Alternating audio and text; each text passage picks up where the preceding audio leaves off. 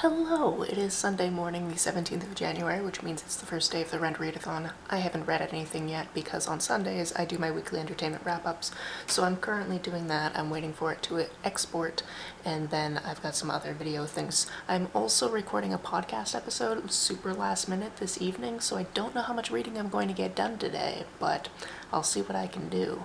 Also, I recently started a part-time job. I work from home. It's wonderful, but it is cutting into my reading time, so I don't know if I'm going to get through all 5 books this week. Funnily enough, I am also shooting 2 vlogs this week. One is a reading vlog for one of my books because it started as an unboxing and then I realized that I needed to transition it into a reading vlog, and then also this reading vlog.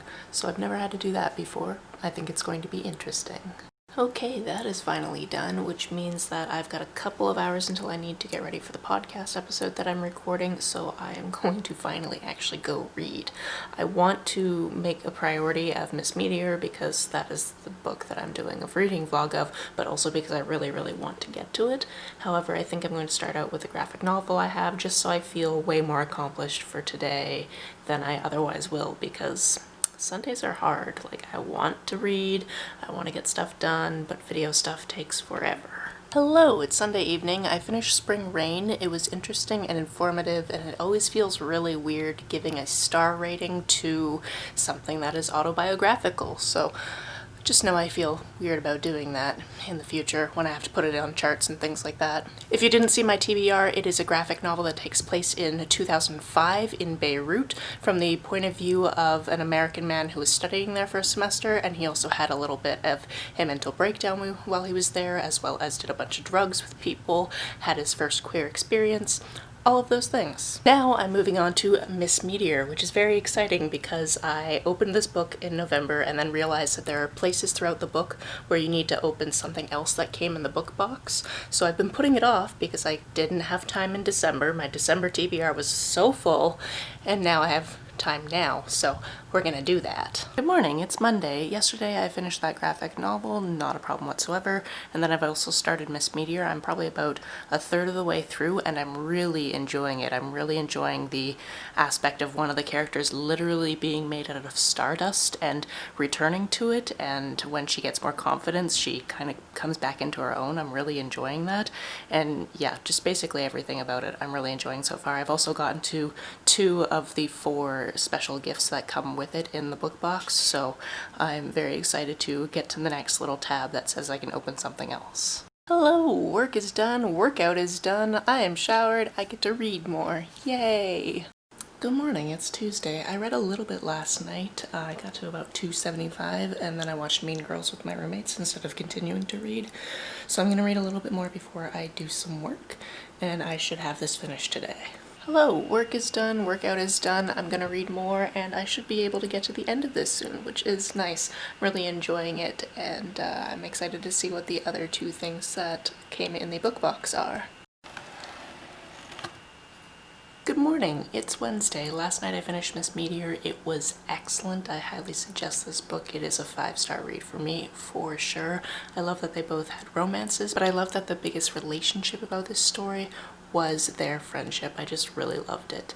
Today I'm starting One True Loves by Taylor Jenkins Reid. I'm very excited for it. I haven't read all of her backlist yet, so I am working on that now.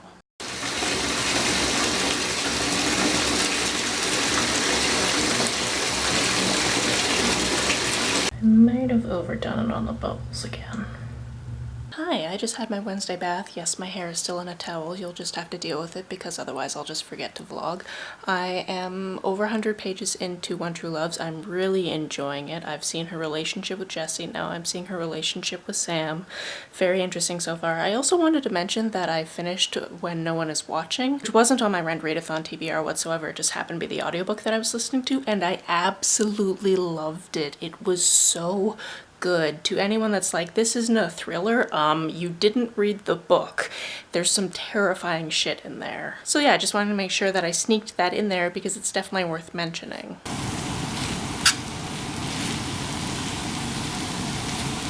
Good morning, it's Thursday. I stayed up last night and got to about page 200 in One True Loves. Really enjoying it, really not knowing which way it's going to go, which is good, because that's pretty much all this book is not knowing which true love she's going to choose in the end. And then this morning I stayed in bed and did a little bit of beta reading, and now I'm going to do a little bit more reading of One True Loves before I go to work. Hello! I have finished One True Loves. I really enjoyed it. I enjoyed the reasoning as to who she ended up with and why, and good choice and all of that. I know that particularly Julie from Pages and Pens had a problem with this one because once she had decided who she was staying with, she still spent the night with the other one, and that's like emotional cheating or whatever. But I can also understand the wanting to say goodbye to somebody properly type of thing, so I understand why it happened. I can understand why people wouldn't like it. I was personally okay with it, but I totally get it for the people that don't really like that bit of it. Next on my list is Teaching a Stone to Talk. This is a series of essays. These types of books scare me because I'm always like, am I going to enjoy this?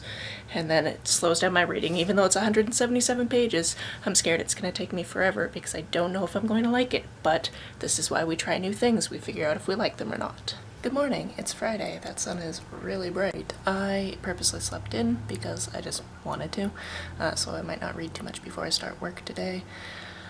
The writing in this book was really meandering, and I kind of just want to read it so I can check it off all my lists as opposed to actually want to read it at this point. You'd think that I would have liked the first little essay in it because it's about going to see a total eclipse, which I've done. I did that in 2017. I made a video about that. I will link it down below. But the writing was super all over the place, so we'll see if that is a running theme in the rest of the essays. So it's evening time. I've eaten some delicious tacos. I'm so glad I made tacos for dinner. They were really good. But I'm really not enjoying Teaching a Stone to Talk. Like, the shorter essays are easier to get through because they're shorter. It feels like this person might have been on drugs when she was writing these things because she'll take two things that have nothing to do with each other and smush them together in an essay, and I'm sure that she had a reason, but I'm not gleaning it. And yeah, I'm gonna give up on it, at least for now. I'm probably gonna give up on it completely and DNF it. But I'm gonna move on to reading The Wicker King because I'm excited about that, and I'm not excited about Teaching a Stone to Talk. So I got about 50 pages into The Wicker King before I needed to take a pause so I could watch Drag Race, because Friday night is Drag Race night. Also, there's Drag Race on Thursdays during the afternoon. But that's not an update you need for today. This is pretty disjointed. There is this whole mystery as to, like, why they're going to do what we know they're going to do. But it's pretty disjointed writing so far, and I'm excited to see it kind of come together. Hello, it is Saturday afternoon and I finished The Wicker King.